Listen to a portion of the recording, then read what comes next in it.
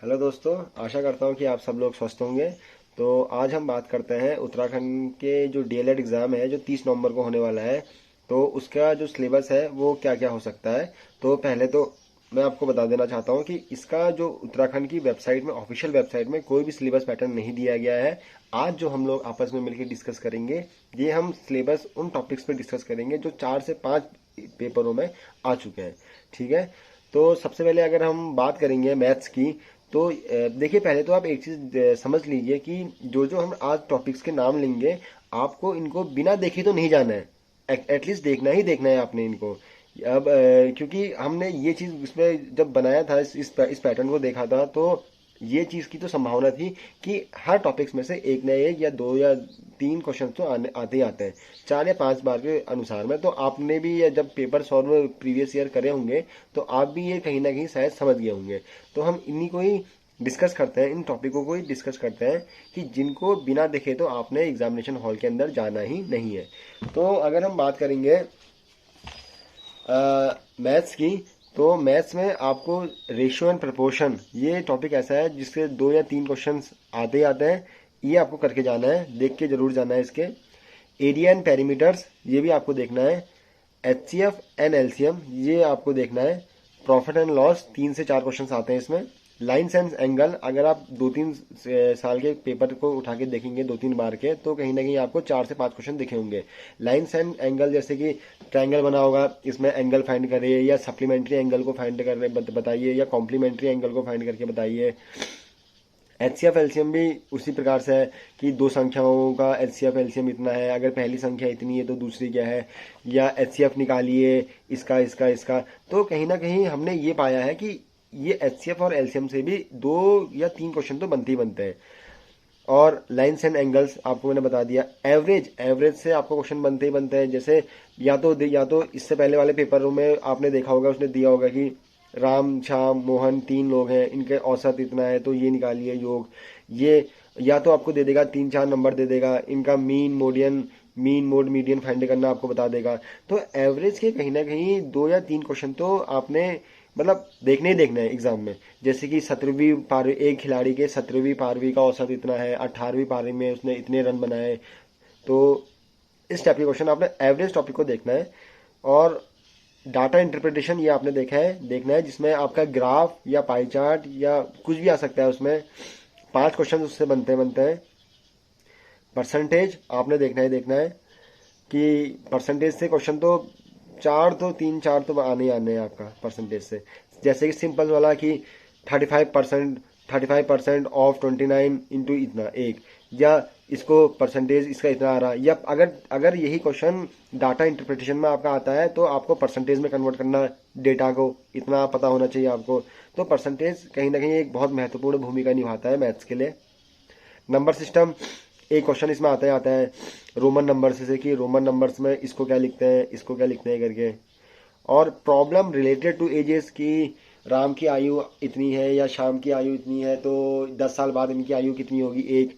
या ratio and proportion में भी ये प्रॉब्लम्स को एजेस से रिलेट कर सकता है कि ये इससे 3 गुना है इसका, और इसका आयु का अनुपात इतना है, तो ये फाइंड करिए। तो प्रॉब्लम रिलेटेड टू एजेस जो टॉपिक है, इसके भी क्वेश्चन आपने देखने है। और है ट्रेन, ट्रेन से क्वेश्चन बनना है एक। जैसे या तो कोई ट्रेन, पहली ट्रेन इतने बजे गई, दूसरी ट्रेन इसके साथ वो गई, तो जिसमें आप रिलेटिव स्पीड निकालते हैं, सापेक्ष चाल वगैरह। तो ट्रेन भी आपने देखना है। अगला है टाइम एंड वर्क, कि राम और श्याम किसी काम को इतने दिन में करते हैं, तो दोनों मिलकर किस काम को कितने दिन में करेंगे। या राम श्याम से दुगना काम करता है। या तीसरा क्वेश्चन ऐसा भी हो सकता है कि काम को ये लोग अल्टरनेट डेज में करते हो, एक दिन छोड़ के एक दिन। तो टाइम एंड वर्क जो है, ये भी आपने करना ही करना है।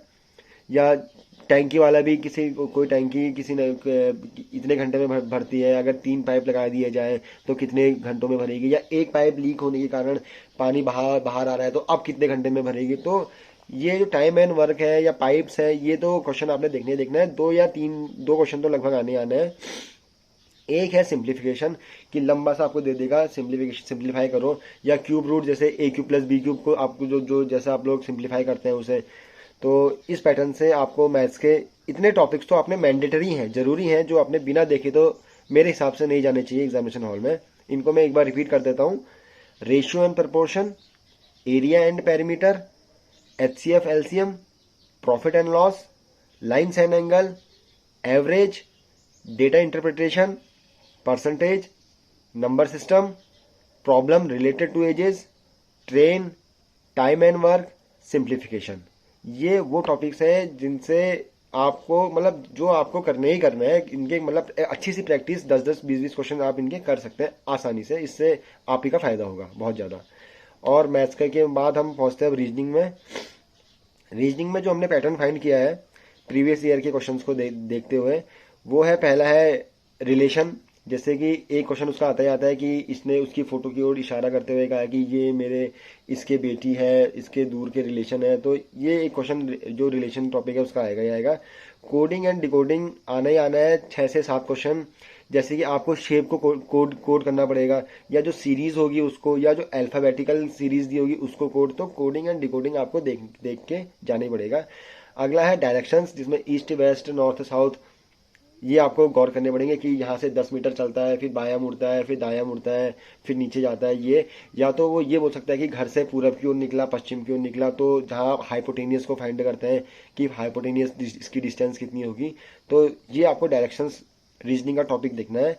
कैलेंडर, बिना कैलेंडर देखे हुए ना जाइए, क्योंकि कैलेंडर के 1 या 2 क्वेश्चन आना ही आना है।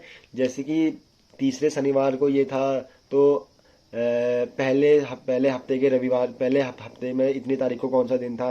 तो कैलेंडर की इतने तारीख को अगर 2024 में 23 मार्च में ऐसा ये दिन था, तो 2029 में 23 मार्च में क्या दिन होगा। तो ये कुछ कैलेंडर के क्वेश्चन है जो आपने देखने ही देखने हैं रीजनिंग के लिए।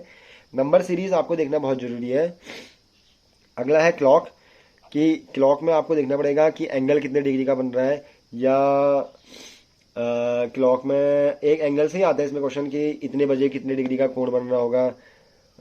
ये है। और क्लॉक में और क्या है, क्लॉक आप देखिए एक बार, 1-2 बार। और पाई चार्ट आपको देखना पड़ेगा। डाइस, पासा देखना बहुत जरूरी है, स्टैंडर्ड डाइस और वाला डाइस, मानक पैसा, और जो दूसरा पासा आप लोग कहते हैं। बिना डाइस देखे हुए ना जाइए, क्योंकि डाइस जब आप देखेंगे तो डाइस के दो क्वेश्चन तो आएंगे। एक में कि इसके पीछे क्या होगा, या वो पूरा खोल के दे देगा आपको डाइस की इसके ऑपोजिट में क्या होगा, या इसमें कॉम्बिनेशन में क्या होगा। तो डाइस के क्वेश्चन कहीं ना कहीं आपने देखने हैं, 1 या 2 क्वेश्चन आते हैं इसमें से। पेपर फोल्ड देखना पड़ेगा कि पन्ने को फोल्ड करके वो फोल्ड करेगा 2 से 3 बार, और बताएगा आपको कि अब कटिंग करके खोलने के बाद कैसा शेप बस का बन रहा है। या वो दे देगा कि पन्ने को काट के कि अब कटिंग करके कितना आएगा, एक तो फोल्ड करके देगा, एक कटिंग करके अब इसका शेप क्या होगा। तो इसको भी, ये वो टॉपिक्स हैं जो आपको देखने थोड़ा जरूरी लगते हैं मुझे। अगला है मिरर इमेज, इमेजेस की शीशे में दर्पण में इसका प्रतिबिंब कैसा बनता है, या वाटर इमेज, वाटर में इसका प्रतिबिंब कैसा बनता है। तो ये इमेजेस जो टॉपिक्स हैं ये भी आपको इसके घर में एटलीस्ट 10 से 15 क्वेश्चन तो करके जाने चाहिए। हिडन इमेज देखने चाहिए आपको। आपको एक क्वेश्चन दे देगा, एक शेप दे देगा, उसमें एक कुछ इमेजेस हाइड की होगी, जैसे वो कुछ भी हो सकती है, शेप्स या एनीथिंग।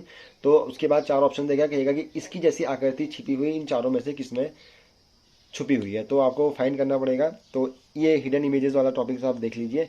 ऑड इवन वाला देख लीजिए। ऑड इवन में नंबर सीरीज में भी ये क्वेश्चन आ सकता है कि इसमें सबसे, इन चारों ऑप्शन में से सबसे अलग क्या है। या अल्फाबेटिकल में भी आ सकता है कि अल्फाबेटिकल के हिसाब से ये इनमें से अलग क्या है। और एक चीज है जो रीजनिंग में लास्ट चीज मेरे हिसाब से बची है, वो है सीटिंग अरेंजमेंट, कि 4 लोग एक टेबल में बैठे हैं, या 5 मान लो कि एक बिल्डिंग है, इसके नीचे ये है, इसके नीचे वो है, बीच में 2 लोग खाली हैं, या 4-5 लोग एक टेबल में बैठे हैं कि इसके दाएं ओर ये है, बीच में इतने और हैं, तो लेफ्ट राइट। ये सीटिंग अरेंजमेंट के क्वेश्चन आपको देख के ही जाने हैं। तो रीजनिंग में एक बार मैं टॉपिक्स फिर रिपीट कर रहा हूँ।